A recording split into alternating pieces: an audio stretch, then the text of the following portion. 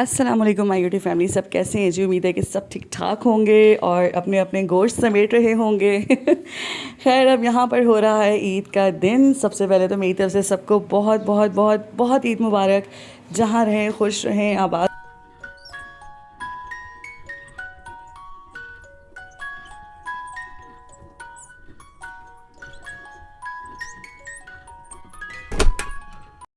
तो सबकी सुबह मुझे लगता है कि ऐसे ही कुछ हुई होगी। आज जिन जिन की कुर्बानी थी, मैंने आप लोगों को पिछले ब्लॉग में बताया था कि हमारा बकरा भी था और उसके बाद जो है हमारे दो हिस्से थे, लेकिन बकरा हमने आज ही ज़िबा करना था। ये देखिए कितना खूबसूरत बकरा है और ये बकरा बहुत प्यारा है यार। मुझे इतना प्यार आता है ना इसके ऊपर।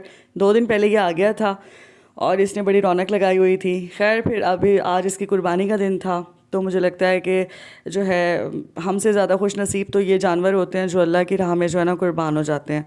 और इस कुर्बानी की ईद का भी अपना ही एक चार्म होता है, अपना ही एक शुगल होता है कि हर जगह पर गोश्त गोश्त हो रहा होता है और सारे जो है ना वो मतलब एक दूसरे को बांट रहे होते हैं, खाने बन रहे होते हैं। तो खैर, इस ईद की यही रौनकें होती हैं।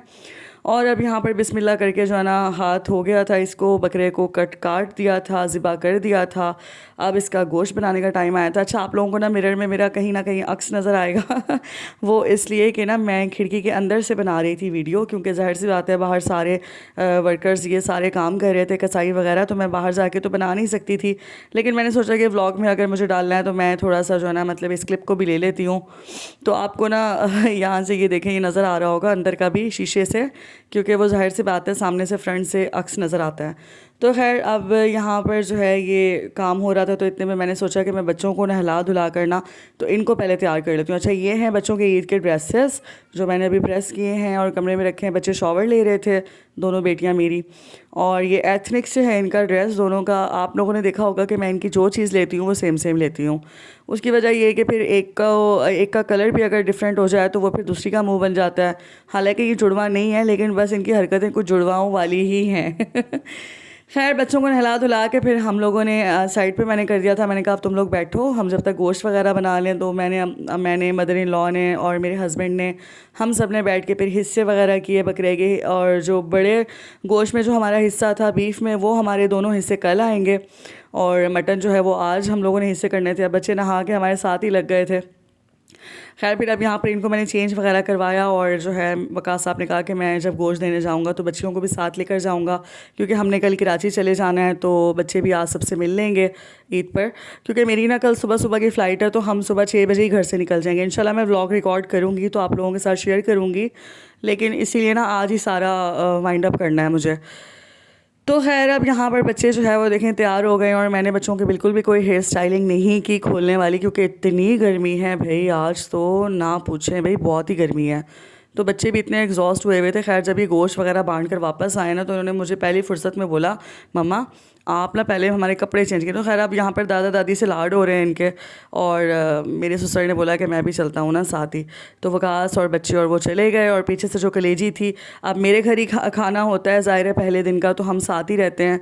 तो मेरी मदर इन लॉ मेरे फादर इन लॉ ही होते हैं ऊपर और कोई नहीं होता। तो उन दोनों ने खाना हमारे साथ ही खाना था। ज़ाहिर है ईद का दिन है, आज बड़ा दिन है और घर के बुज़ुर्ग हैं वो। और इसके अलावा अब ये देखें, ये कलेजी जो थी, मैंने कहा चलें आज कलेजी से शुरुआत करते हैं। तो मैंने जो जो चीज़ें बनाई मैंने सोचा मैं वो भी आप लोगों के साथ शेयर करूं। अगर कलेजी को आप लोग सिरका लगा के 10 मिनट तक छोड़ दें तो इसमें से जितनी भी स्मेल होती है वो बिल्कुल ख़त्म हो जाती है। अच्छा, अब कलेजी वगैरह कुकर में चढ़ाने के बाद जो है ना मैंने क्या किया कि मैंने कहा अब जो हमारे घर का हिस्सा बचा है ना, तो मैं ज़रा उसके पैकेट्स वगैरह बना लूँ, क्योंकि मैं जितना कोशिश कर रही हूँ कि आज जो है ना काम सारा सिमट जाए, क्योंकि कल मेरे पास बिल्कुल टाइम नहीं होगा। कल टाइम क्या नहीं होगा यार, सुबह फजर में तो मैंने निकल जाना है। तो फिर मैं तो रात को बल्कि गाड़ी में सामान रख के, वकास साहब कह रहे थे कि सोना, बस सुबह गाड़ी स्टार्ट करके और चले जाना है हम लोगों ने, क्योंकि हमारी जो टिकट है ना वो मुल्तान से है और भावलपुर से मुल्तान 2 घंटे का रास्ता है। तो 2 घंटे पहले मुझे वहाँ जाना है। उसके बाद जो है ना फिर मुझे आगे फ़्लाइट, मेरी 8 बजे की फ़्लाइट है।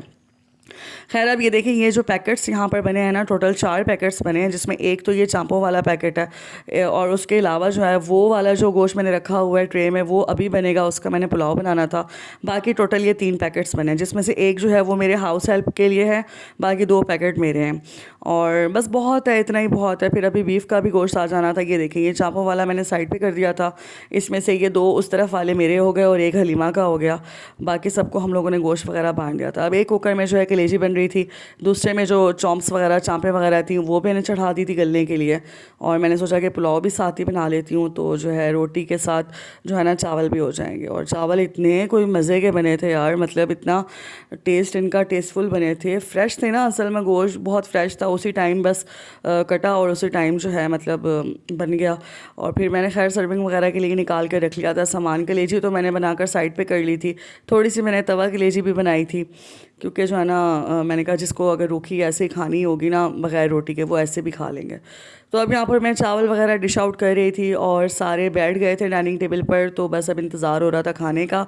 तो हम लोगों ने इस तरह से अपना दिन गुजारा और बहुत ही आज का दिन जो है ना अच्छा ही हो गया, क्योंकि सुबह सुबह जब आपके सारे काम हो जाए ना, फिर बड़ा ही सुकून हो जाता है। उसकी वजह ये है कि ना आप फिर सारे दिन के लिए आप रिलैक्स हो जाते हैं। कुर्बानी जो है ना वो मुझे लगता है एक बड़ा काम है, तो ये अगर टाइम से हो जाए तो फिर आपको ना सुकून हो जाता है मेंटली। तो वकास साहब 12 बजे तक बांट के भी ना गोश्त फ्री थे बिल्कुल, और घर पे आ गए। फिर हम लोगों ने अपने साथ टाइम गुजारा, अपने अम्मी अब्बू के साथ उन्होंने भी टाइम गुजारा, मैंने खाना वगैरह लगाया, सब ने एंजॉय किया।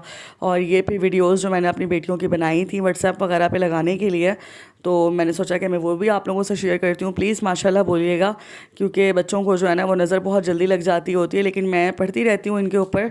लेकिन फिर भी जो भी अगर कोई वीडियो वगैरह आप देखा करें बच्चों की, तो माशाल्लाह बोल दिया करें, क्योंकि बच्चियाँ तो सबको ही प्यारी होती हैं। अल्लाह ताला सबकी बच्चियों के नसीब अच्छे। उम्मीद करती हूँ कि आज की जो मेरी ईद का व्लॉग था वो आप लोगों को पसंद आया होगा। लाइक कीजिएगा, कमेंट कीजिएगा, अपनी अपनी शेयरिंग करें आप लोगों ने किस तरह ईद गुजारी।